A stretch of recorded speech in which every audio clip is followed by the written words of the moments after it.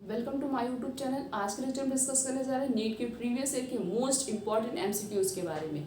सबसे पहला क्वेश्चन है, these plant flower and fruit only one in life time and die after fruiting, these are.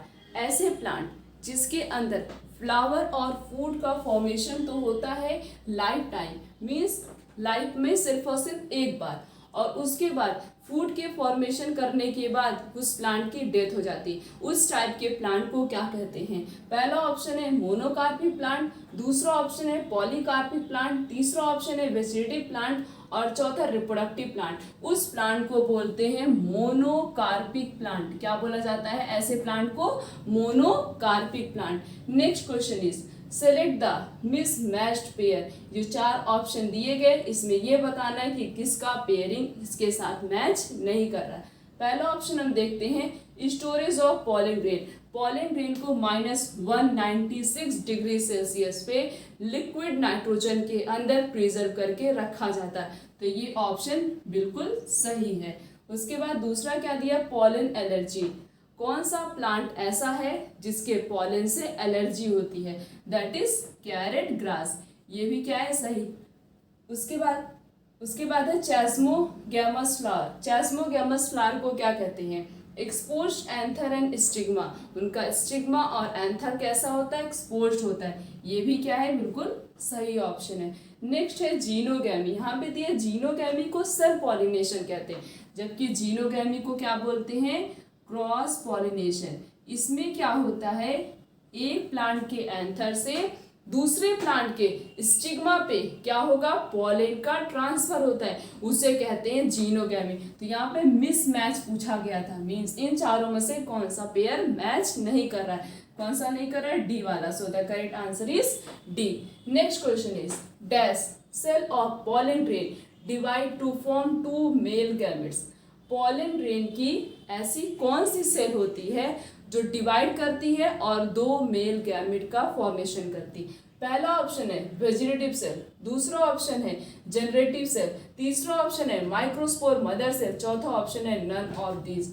कौन सी cell divide करती है? Generative cell. कौन सी सेल? जनरेटिव सेल डिवाइड करती है पॉलन ग्रेन की, और वो क्या बनाती है? Two male gametes. So the correct answer is B. Next question is fusion of one of the male gametes with egg nucleus is referred to as। Fusion होना किसका? एक मेल गैमेट का किसके साथ? एक के न्यूक्लियस के साथ, उसे क्या कहते हैं? पहला ऑप्शन है जनरेटिव फर्टिलाइजेशन, दूसरा ऑप्शन है सिनगैमी, तीसरा ऑप्शन है वेजिटेटिव फर्टिलाइजेशन, चौथा है बोथ ए एंड बी।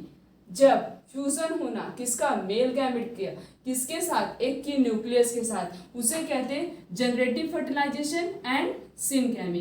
क्या क्या बोला जाता है? Generative fertilization and syngamy. So the correct answer is D, that is both A and B are correct.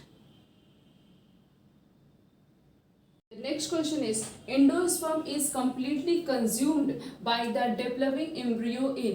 किस प्लांट के अंदर, किस स्पीसीज के अंदर उसका एंडोस्पर्म कंज्यूम किया जाता है जब उसके एम्ब्रियो का डेवलपमेंट होता है? पहला ऑप्शन है पी एंड ग्राउंडनट, दूसरा ऑप्शन है मेज एंड कैस्टर, तीसरा है कैस्टर एंड कोको ग्राउंडनट, और चौथा दिया मेज and P.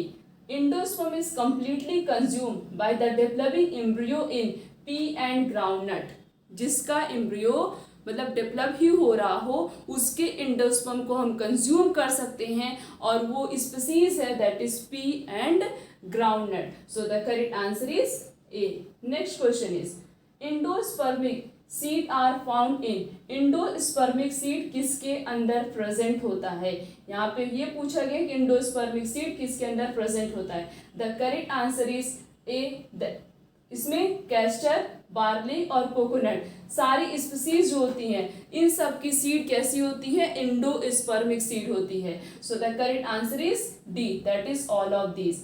Next question is dash is not an endospermic seed. इन सब में से बताना है कि किसकी सीड एंडोस्पर्मिक नहीं होती? कैस्टर की होती है, व्हीट की होती है और मेज की होती है, बट पी जो होती है, पी की सीड एंडोस्पर्मिक नहीं होती है। P is not an endospermic seed. So the correct answer is A. Next question is in albuminous seed food is stored in dash and in non albuminous seed it is stored in. Albuminous seed में किसकी food किसके form में store होता है, means किसके अंदर store होता है, और नॉन एल्बुमिनस सीड में फूड किसके अंदर स्टोर होता है, हमें उसका नाम बताना, एक पर्टिकुलर नेम बताना है। सबसे पहला ऑप्शन दिया है इंडोस्पर्म क्वाड्रिलिडन्स, दूसरा ऑप्शन है न्यूसेलस एंड क्वाड्रिलिडन्स, तीसरा ऑप्शन दिया है क्वाड्रिलिडन्स एंड इंडोस्पर्म, चौथा दिया है endosperm and radical.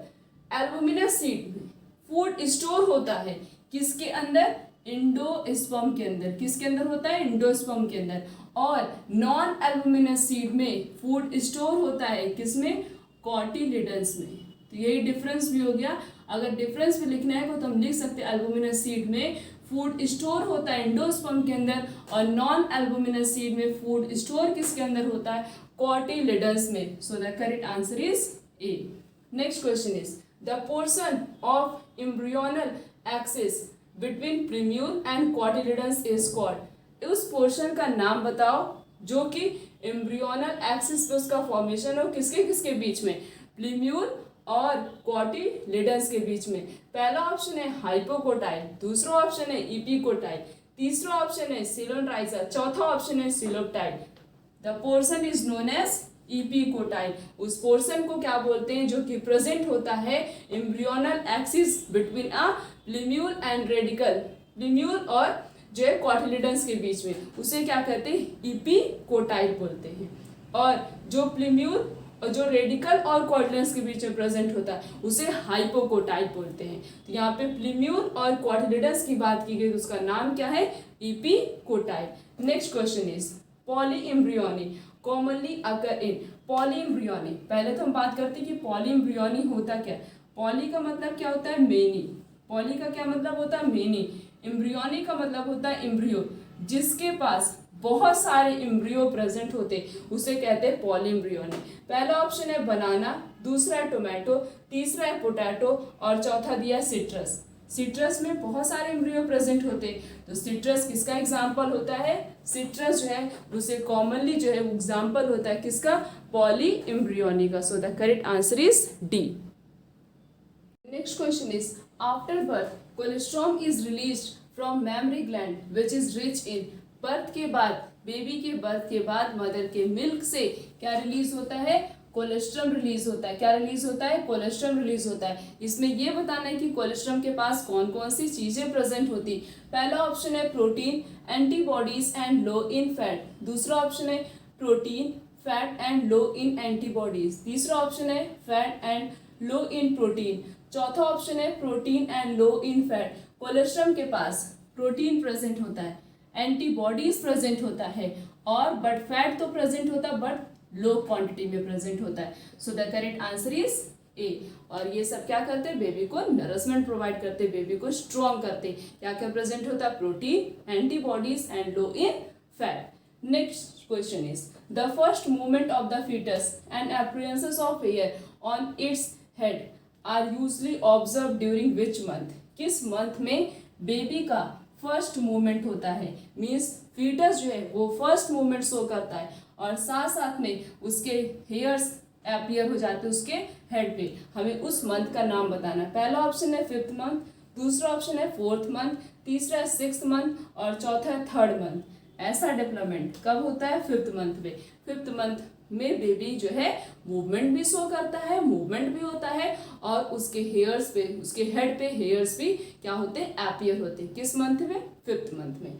Next question is seminal plasma in human is rich in. जो सेमाइनल प्लाज्मा प्रेजेंट होता है मेल रिप्रोडक्टिव सिस्टम के पास, वो किससे बना हुआ होता है, मीन्स उसके पास कौन कौन से सब्सटेंस प्रेजेंट होते हैं। पहला ऑप्शन है fructose and calcium but has no enzyme, दूसरा ऑप्शन है glucose and certain enzymes but has no calcium, तीसरा ऑप्शन है fructose and certain enzyme but poor in calcium, चौथा ऑप्शन है fructose, calcium and certain enzyme. Seminal plasma के पास fructose present होता है, कैल्शियम प्रेजेंट होता है और कुछ अमाउंट में क्या प्रेजेंट होता है, एंजाइम भी प्रेजेंट होता है। किसके पास प्रेजेंट होता है, सेमाइनल प्लाज्मा के पास प्रेजेंट होता है।